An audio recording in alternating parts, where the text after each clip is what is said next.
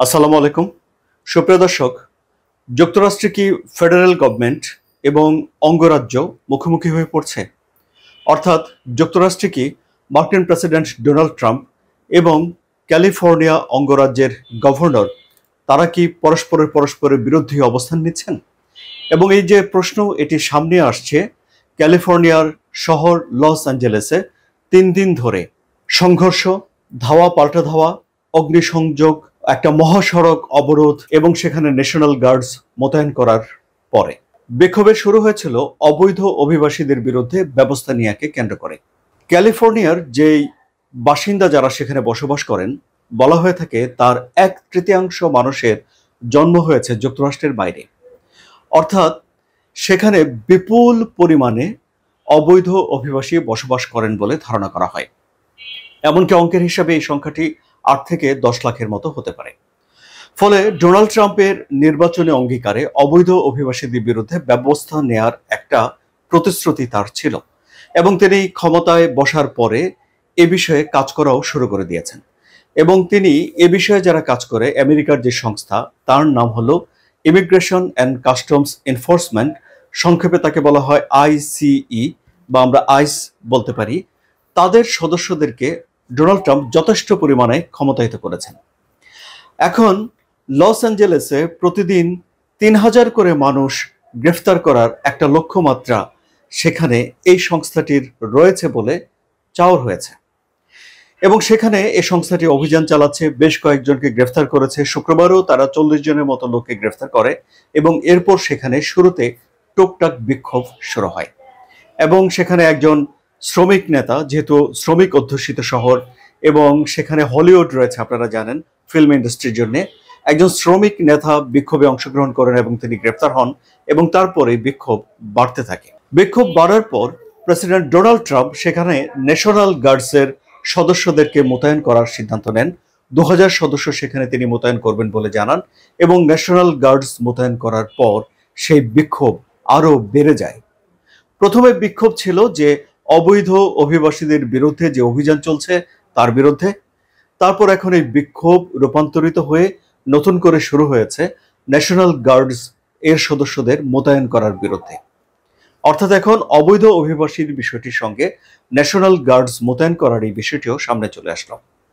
এই পরিস্থিতিতে ক্যালিফোর্নিয়ার গভর্নর একটা চিঠি দিয়েছেন ডোনাল্ড ট্রাম্পকে। গভর্নর গ্যাভিন নিউসাম বলেছেন যে তিনি আনুষ্ঠানিকভাবে অনুরোধ করছেন ডোনাল্ড ট্রাম্প যেন ন্যাশনাল গার্ডসের সদস্যদেরকে তুলে নিয়ে যায় এবং তিনি বলছেন যে এটি রাজ্যের যে সার্বভৌমত্ব আছে তার পরিপন্থী এই সিদ্ধান্ত। সাধারণত যুক্তরাষ্ট্রে এই ন্যাশনাল গার্ডস মোতায়েনের বিষয়টি দেখে থাকে অঙ্গরাজ্যগুলো, স্টেটগুলো, অর্থাৎ অঙ্গরাজ্যের গভর্নররা রিকোয়েস্ট করে ফেডারেল যে প্রেসিডেন্ট রয়েছেন, আমেরিকার যিনি প্রেসিডেন্ট তাকে, এবং তার রিকোয়েস্ট পাওয়ার পর প্রেসিডেন্ট এই বিষয়ে সিদ্ধান্ত নেন। এবারে যে বিষয়টি দেখা গেল, সেখানে দেখা গেল যে ক্যালিফোর্নিয়ার দিক থেকে ন্যাশনাল গার্ডস মোতায়েন করার জন্য কোনো রকম অনুরোধ জানানো হয়নি। ডোনাল্ড ট্রাম্প নিজে থেকেই এখানে ন্যাশনাল গার্ডসের সদস্যদেরকে মোতায়েন করেছেন এবং ডোনাল্ড ট্রাম্প বলেছেন যে ডেমোক্রেটরা এবং গভর্নর নিউসাম যদি পরিস্থিতি নিয়ন্ত্রণ করতে ব্যর্থ হন তাহলে ডোনাল্ড ট্রাম্পকে এই ব্যবস্থা নিতে হয় এবং তিনি বলেছেন যে তারা ব্যর্থ হয়েছে, সুতরাং এই পরিস্থিতি ঠিক রাখার জন্য তাকে এটি করতে হয়েছে। ডোনাল্ড ট্রাম্প সাংবাদিকদেরকে মনে করে দিয়েছেন যে যদি রাষ্ট্রের কর্তৃত্বের বিরুদ্ধে কোনো বিদ্রোহের আশঙ্কা থাকে বা কেউ বিদ্রোহ করে তাহলে সেখানে ন্যাশনাল গার্ডস মোতায়েন করার ক্ষমতা প্রেসিডেন্টের রয়েছে। তিনি আইনের এই বিষয়টি উল্লেখ করে দিয়েছেন।